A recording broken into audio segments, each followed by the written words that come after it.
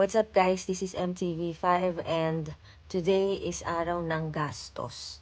Dahil andito tayo ngayon sa Yamaha Premio para kunin natin ang ating pinareserve na motor. So tara, hanapin natin si ate. Dahil nga ina-expect na nila na darating tayo kasi ilang araw na tayo naghahanap ng motor. Pagdating natin, pinaready na agad nga ni ate yung LTMS portal para madali na lang daw ang process pag i-ready na yung unit.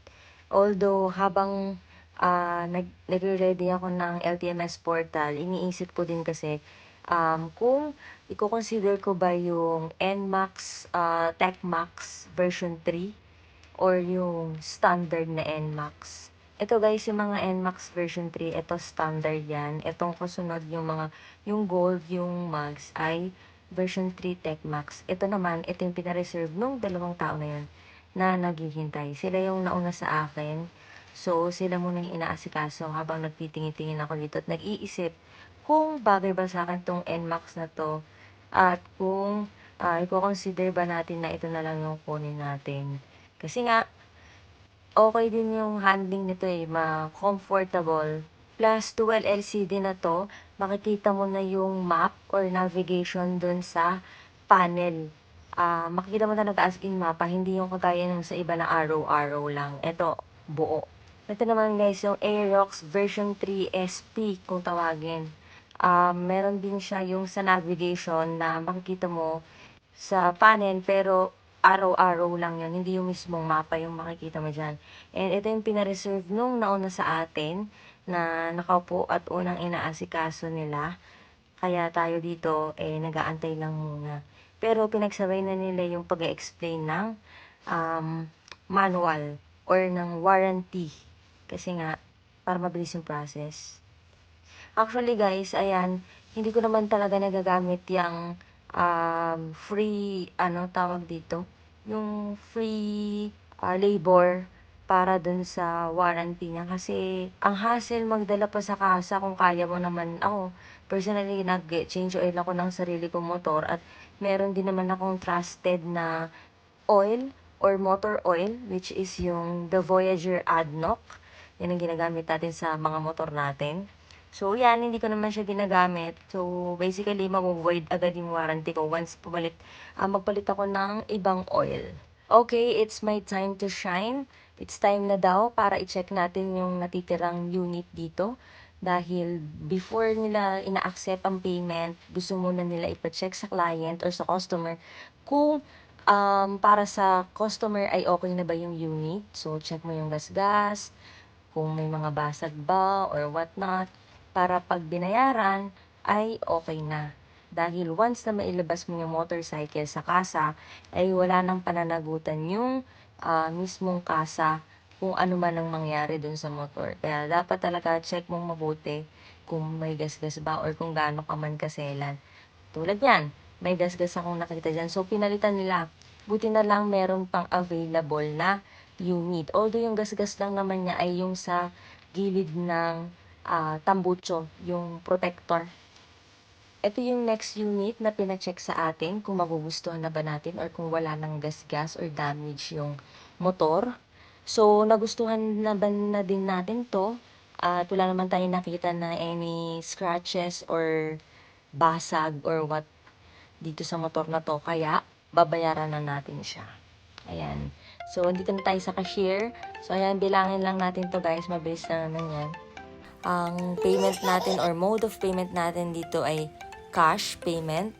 Dahil most of the time naman or lagi naman talaga na pag bumibili ako ng motor ay cash payment tayo kasi sobrang namamahalan talaga ako pagka installment kasi halos nagiging doble yung yung interest, parang dalawang motor na yung binili mo sa nakatumbas pagka kinompute mo siya at tinotal mo yung monthly payment plus down payment mo. So, ayan, mas gusto ko talaga siya cash. So, ayan din, double check lang ni ate yung payment natin. Then, after natin dito sa cashier, titingnan lang natin yung unit na binayaran natin. Dito naman, ina-explain ni kuya yung panel, kung anong mga meron dun sa panel or added features dito sa version 3. Hindi na niya masyado in-explain yung tungkol sa remote kasi yung previous motorcycle naman natin or previous scooter natin, which is the Aerox S version 1 ay keyless din naman. So, ang in-explain na lang niya dito ay yung tungkol sa navigation, music, at saka yung mga pagpapalit ng theme, time, and pag-connect sa cellphone. Ayan, yan yung mga in-explain ni Kuya dahil yun yung mga added features na meron itong version 3. Especially yung shift na tinatawag nila dyan, kung tawagin ng iba ay turbo, dahil meron nga siyang mode yung motor, meron na siyang sports mode and touring mode. Medyo matagal lang guys i-connect yung sa navigation. Kaya hindi ko na muna siya kinonect. Sabi ko sa bahay na lang ako na lang mag-figure out kung paano siya gawin dahil medyo nagmamadali tayo ng mga oras na to at meron pa tayong renewal of contract sa Imprint Customs. Ayan. Thank you so much Imprint Customs sa patuloy na pagtitiwala sa akin. Bagamat hindi tayo 500,000 followers, ay nakakatanggap tayo ng mga sponsorship sa iba't ibang brands. So, ayan, maraming salamat sa mga nagtitiwala sa atin na brands. Hello, Adnoc, at kay Boss Mel Custom Seats na binigyan tayo ng magandang upuan. I mean, leather seat nung para dun sa ating version 1 na Aerox.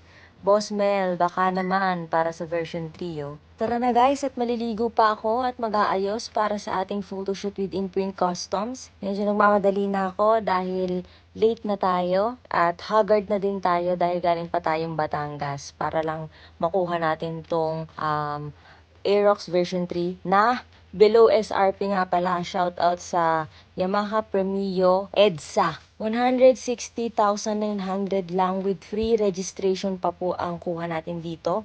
And ang SRP nito ay 163,000 sa ibang kasa. Pero dito sa Yamaha Premio, below SRP po sila. Yun lang guys. Maraming salamat. Babush!